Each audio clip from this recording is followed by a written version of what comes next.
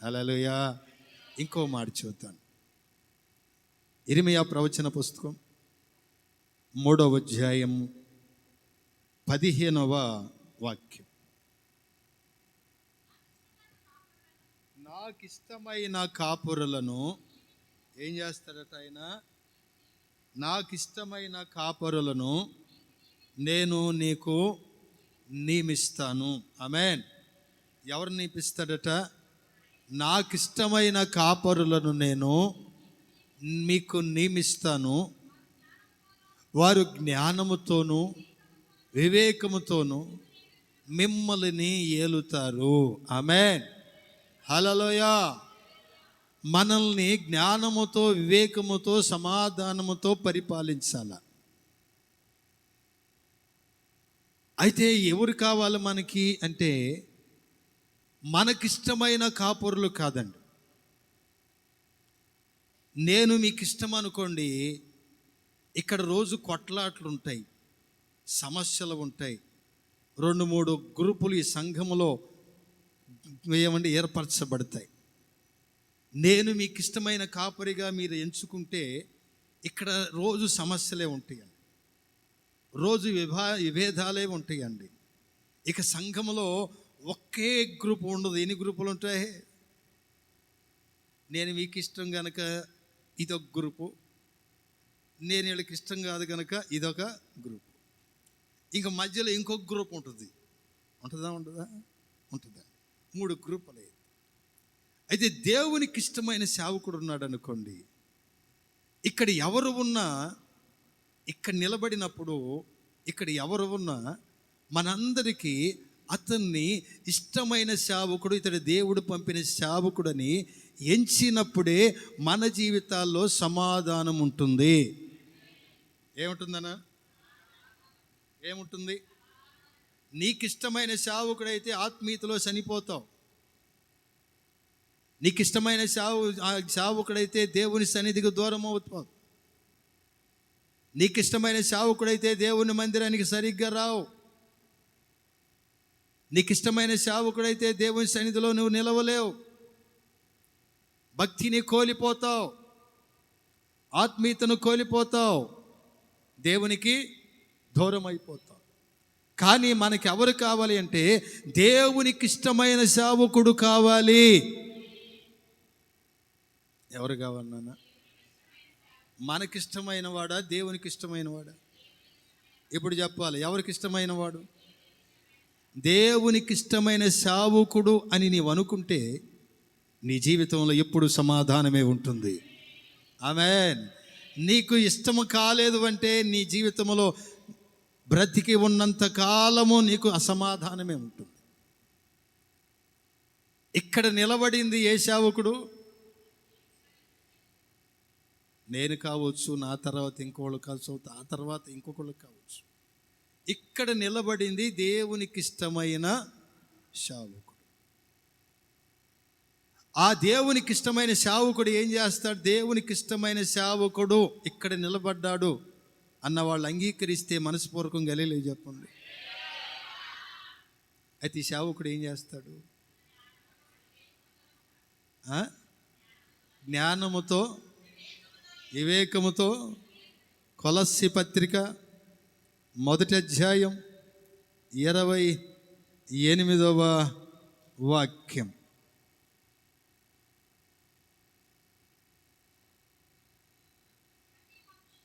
ప్రతి మనుష్యుని క్రీస్తునందు సంపూర్ణునిగా చేసి ఆయన ఎదుట నిలవబెట్టవలెనని సమస్త విధములైన జ్ఞానముతో నేను ప్రతి మనుషునికి బుద్ధి చెప్పుచు, ప్రతి మనుషునికి బోధించుచు ఆయనను ప్రకటించుచున్నాము.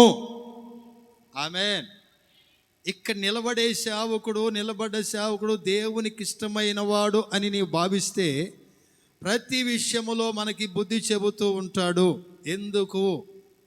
ఆయనకి ఇష్టమైన సేవకుడిని ఎందుకు నియమిస్తాడంటే, క్రీస్తు యేసు రెండవసారి ఈ లోకానికి వచ్చినప్పుడు ఆయన ఎదుట మనందరమీ సంపూర్ణులుగా నిలవబడాలి.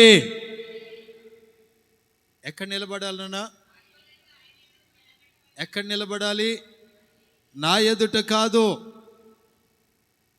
నా ఎదుట కాదు, మనుషుల ఎదుట కాదు, దేవుని ఎదుట.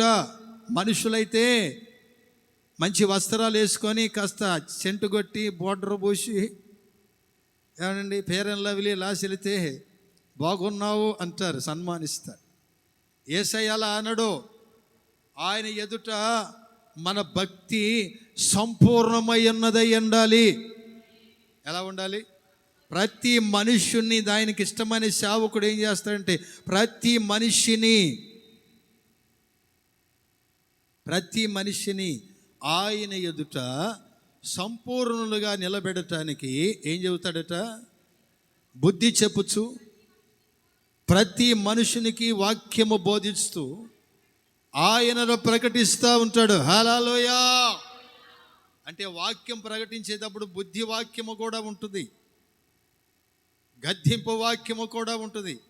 మనం ఏం చేస్తాం? గద్దింపు వాక్యం రాలే, ఈసారి పాస్టర్ గారు మరిగా వాక్యం చెప్పటంలో ఏదేదో చెబుతున్నాడు, ఎందుకంటే మనకి గద్దింపు తగులుతుంది కనుక ఇప్పుడు ఏం చేస్తాం? మనం వాక్యం మీద ఇసుకుంటాం, పాస్టర్ గారి మీద శబరేందండి, వాక్యం మీద ఇసురుకుంటూ ఉంటాం, పాస్టర్ గారి మీద ఇసురుకుంటాం. ఏ వాక్యం వాళ్ళు చెప్పింది ఆ పాస్టర్ గారు? అంతా నా గురించే, నీ గురించే చెబుతారు. ఎందుకంటే నీవు దేవుని ఎదుట సంపూర్ణంగా నిలబడాలి.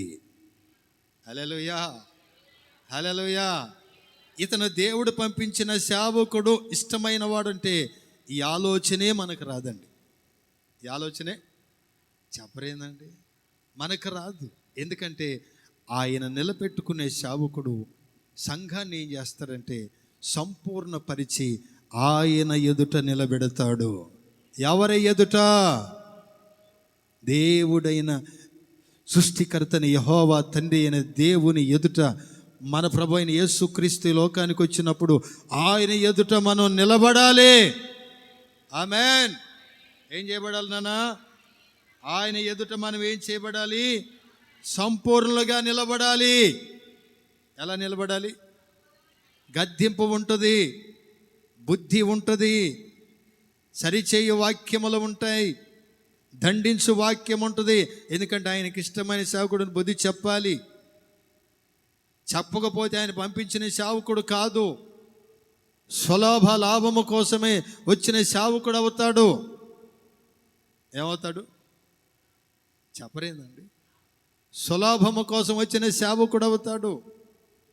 అందుకని ఆయన పంపించిన సేవకుడిని మనం అంగీకరించగలిగితే మనల్ని ఆ సేవకుడు సంపూర్ణంగా చేసి మనలో ఉన్న లోపాలను సరిచేయగలుగుతాడు. హల్లెలూయా, హల్లెలూయా. ఏం చేయగలుగుతాడు నాన్న?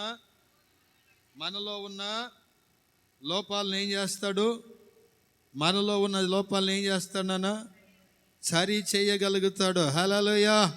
యెహెజ్కేలు గ్రంథం 34వ అధ్యాయం 15వ వాక్యాన్ని మనం చదివితే, నేనే నా గొర్రెలను మేపి పరుండబెట్టేదను, ఇదే ప్రభువుకు యెహోవా వాక్కు. తప్పిపోయిన దాన్ని నేను వెదకదును, తోలివేసిన దాన్ని మరలా తోలుకొని వచ్చేదను, గాయపడిన దాన్ని కట్లు కట్టేదను, దుర్భముగా ఉన్నదాన్ని బలపరిచేదను. అయితే అక్కడ మనం ఆగాల కొద్దిగా. గాయపడిన వాటిని, బలహీనంగా ఉన్న వాటిని, దుర్బలముగా అనాథగా ఉన్న వాటిని నేనేం చేస్తానంటున్నాడు? చారదీసి బలపరుస్తానంటున్నాడు. అయితే నా గొర్రెల్లో కొన్ని ఉంటాయి, కొవ్వినవి, బలము కలిగినవి. ఏం చేస్తుందంట? శిక్షయను మేత పెడతాను. ఏం చేస్తాడట?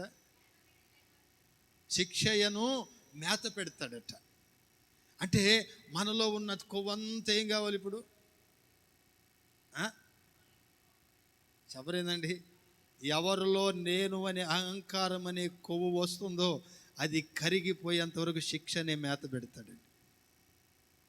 ఎవరైతే నేను అనే అహంకారం ఉంటుందో అది కరిగిపోయేంత వరకు శిక్ష అనే మేత.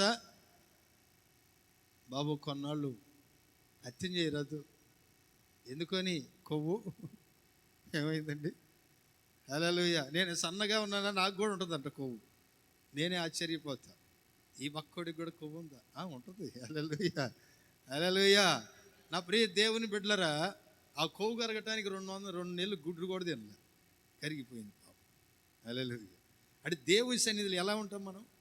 శిక్ష అనే కొవ్వినప్పుడు ఏం చేస్తాడు? ఆ మందులో కొన్ని కొవ్వుతాయండి. దేవునికి ఇష్టమైన సేవకుని ఎందుకు ఉంచుతాడంటే, మందలో కొన్ని కొవ్విన గొర్రెలు ఉంటాయి. అవి పక్క గొర్రెని మెయిన్ అసలు పొడుస్తూ ఉంటాయి. అవి వచ్చి ఏం చేస్తూ ఉంటాయి? కెలుగుతూ ఉంటాయి అన్నిటిని. అప్పుడు ఆయన అంటాడు, శిక్ష అనే మేత పెడతాడట ఆయన. ఆ కొవ్వంతా కరిగిపోయేటట్టు చేస్తాడు. ఎందుకో తెలుసా? ఆయనకి ఇష్టమైన కాపరిని ఎందుకు ఉంచుతాడంటే, మనలో ఉన్న గర్వము, అహంకారము, అవిధేయత, అనాలోచన, మనకు తెలియని పాపం అన్నీ తొలగిపోయేటట్టుగా ఆయన శిక్షనే మేత పెట్టి దండించి బుద్ధి చెప్పి ఆయన ఎదుట మనల్ని సంపూర్ణులుగా చేయటమే ఆయన చిత్తమై ఉన్నది. హల్లెలూయా.